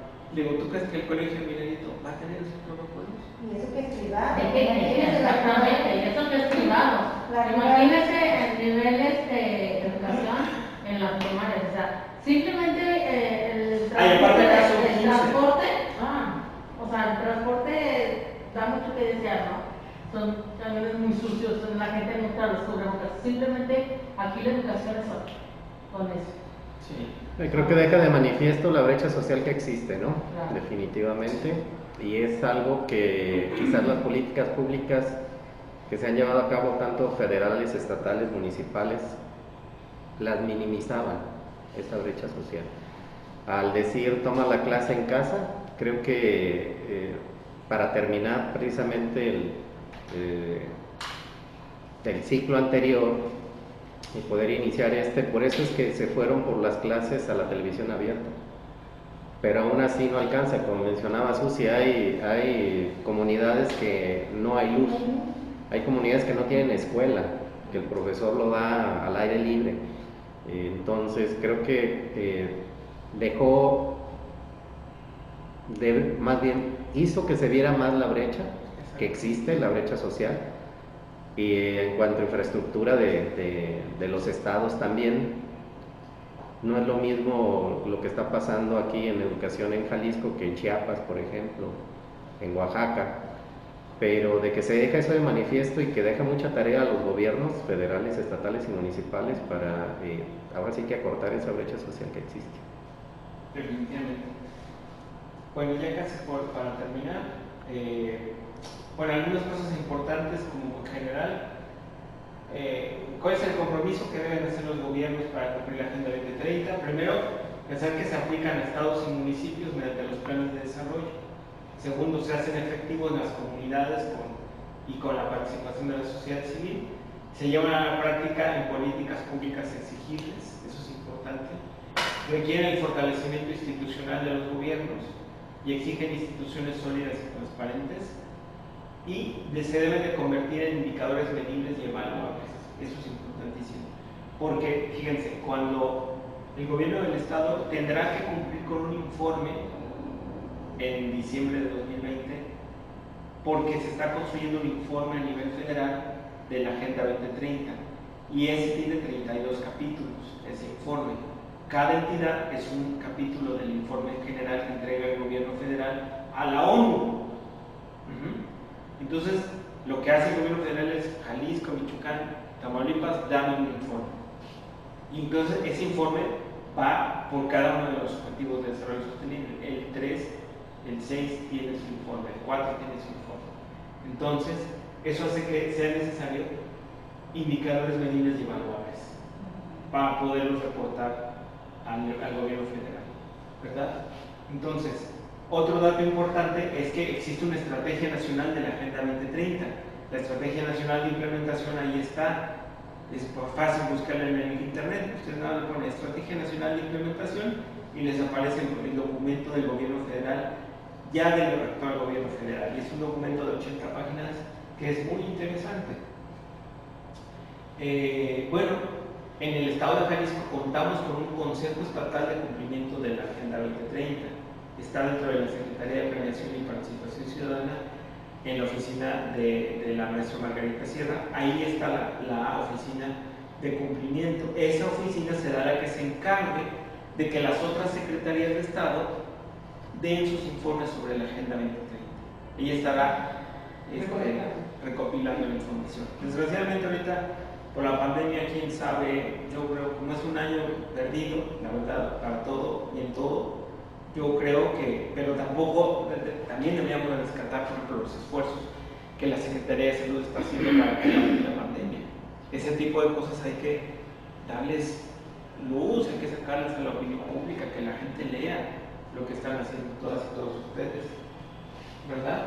Y bueno, la Comisión de Derechos Humanos, que es un órgano garante, nosotros somos un órgano garante del cumplimiento de la Agenda 2030. Mi área de trabajo justamente se encarga de evaluar, por ejemplo, a nivel del gobierno del Estado, cómo está en el Plan Estatal de Desarrollo y Gobernanza, cómo se están implementando, si existen indicadores adecuados, y en los municipios. Yo lo que hice fue una investigación para ver de los 125 municipios del Estado de Jalisco, cuáles tenían la Agenda 2030 en sus planes de desarrollo. Y fue un poquito... No había. De 125 municipios nada más encontramos directamente en 20 de ellos, que es cuanto, una sexta parte más o menos. En 20 aparece. ¿Y cuáles son? Tlajomulco, Zapopan, Tlaquepaque, Guadalajara, zona metropolitana, Puerto Vallarta. Puerto Vallarta tiene un muy buen plan de desarrollo, fortalecidísimo en temas, por ejemplo, de cambio climático, de acción climática. Ellos son lo más pro de Jalisco para temas de acción climática. Pero así, o sea, en pocos. En Ameca, por ejemplo, lo encontré también transversalizado. Pero ahora sí que también, como dicen, del dicho al hecho, pues hay un trecho. El hecho de que lo tengan en sus planes de desarrollo no implica necesariamente que sus políticas públicas tengan esa interrelación como más concreta y dinámica con la agenda, ¿no? ¿Eso dónde lo podemos consultar? Yo soy del municipio de Jocotepec. Fíjate, Jocotepec salió muy bien evaluado. Salió bien evaluado porque sí tienen ellos el plan municipal de desarrollo y gobernanza, sí tiene la Agenda 2030. Y también Tlajomulco. De hecho, el gobierno federal está pidiendo que cada entidad federativa promueva que también tengan una oficina municipal para Agenda 2030. Y el único municipio, bueno, son dos municipios que tienen una oficina o un enlace de Agenda 2030, es Tlajomulco y Zapopan. Pero bueno, pues estamos hablando de municipios con infraestructura más fuerte, ¿no? Pero Jocotepec, por ejemplo, sí, nosotros ¿cómo hicimos esta evaluación? Hicimos un instrumento que les mandamos por correo electrónico a nuestros enlaces municipales, mandamos 125 correos para que contestaran una encuesta en línea en un formulario de Google, y de esos tuvimos más o menos solamente 38 respuestas de los 125 municipios. Es decir, también hay un problema ahí también de cómo hacer conexión con la infraestructura que tienen los municipios instalada.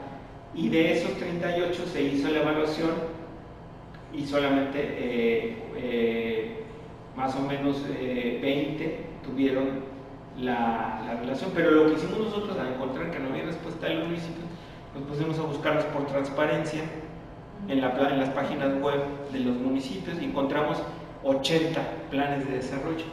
Entonces, nuestro universo, nuestro campo de investigación son 80 municipios, y de esos encontramos 20 que sí tenían la agenda, y solamente 2 que tienen un enlace municipal en materia de Agenda 2030.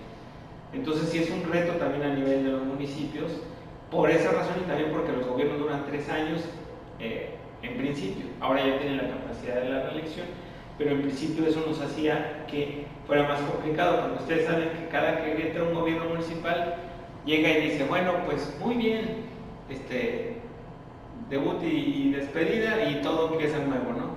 Y a veces no se toman en cuenta los planes de desarrollo municipal anteriores, o a veces el primer cuadro de gente, de oficiales de gobierno, se va con el presidente municipal, viene toda una nueva estructura de gobierno que no está sensibilizada y capacitada, ¿no? Entonces, esos son los retos que nos vamos encontrando en los municipios. La poca posibilidad de informarles, de capacitarles, de sensibilizarles y de ellos de tener las infraestructuras básicas para poder atender con la Agenda 2030. Pues no sé, eso sería a grandes rasgos. Yo les dejo la presentación para que puedan pues, hacer uso de ella. Igual pues quedo a sus órdenes para tengo les voy a dar unas hojitas que me traje. No tengo muchas, pero traigo como dos que pueden ser, que son estas lamitas que presenté ahorita al final. Se las dejo y ya luego le pueden sacar copias, ¿verdad? Claro, sí, gracias. Son como unas tarjetas que nosotros sacamos sobre la Agenda 2030 desde la Comisión Estatal de Derechos Humanos, que son estas, no sé si les presenté las dos. Esta era la otra, la parte de atrás, de qué es la agenda, cómo se implementa, los ejes temáticos, los 17 objetivos, y en la parte trasera, el compromiso, esto es como una, digamos, como una hoja de ruta, los datos importantes y el papel que juega la Comisión Estatal de Derechos Humanos. Pues eso sería todo, y bueno, pues agradecerles mucho pues su participación y pues qué bueno también que ya hayan concluido su diplomado. Me da muchísimo gusto. Gracias.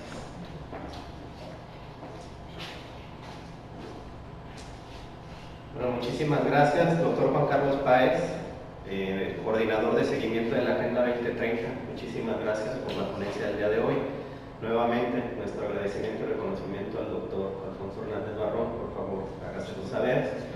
Y pues bueno, compañeros, esta fue nuestra 14ª sesión de este diplomado en Derechos Humanos y pues es nuestra última sesión. Con esto concluimos nuestro diplomado. Esperamos pronto tener la coordinación nuevamente con la comisión para poder llevar a cabo otro diplomado. Esperemos que ya en otras condiciones, pero pues satisfactoriamente llegamos al final de el primero. Y más que nada quiero comentar que es el primer diplomado que llevamos tanto como sindicato con la Comisión Estatal de Derechos Humanos como a nivel institución, porque no habíamos tenido un acercamiento de este tipo con la Comisión Estatal. Es un gusto decirlo, es un orgullo que el doctor José Guadalupe Ramírez Robledo haya tenido a bien llevar la firma de un convenio, de hecho, con la Comisión Estatal de Derechos Humanos, para ahora sí llevar esta capacitación a todos nuestros compañeros. Creo que ha sido fructífero para todos hemos aprendido mucho de este diplomado, y pues bueno, tenemos otros cursos, hemos estado trabajando muy en conjunto con la comisión, y bueno, pronto esperamos darles noticias, repito, de un nuevo diplomado y de los trabajos que estemos llevando en conjunto. En cuanto a la acreditación de este diplomado, pues nos pondremos en contacto con ustedes de cómo vamos a llevar a cabo la acreditación para el mismo. Recuerden que eran las sesiones, obviamente asistir a todas las sesiones, y por ahí un ensayo que teníamos que desarrollar. Entonces pronto nos pondremos en contacto con ustedes, afinar los detalles con la propia comisión para ver cómo lo vamos a llevar a cabo, fechas de entrega, etc. Y pues muchísimas gracias, muchas gracias a todos por acompañarnos, gracias por el apoyo, y gracias, ya lo mencionaba el doctor, aún con estos cambios que nos vino a dar, este cambio de rumbo que nos vino a dar la pandemia, pues hemos salido adelante con este diplomado. Muchísimas gracias y el agradecimiento para todos ustedes. Muchas gracias. Gracias.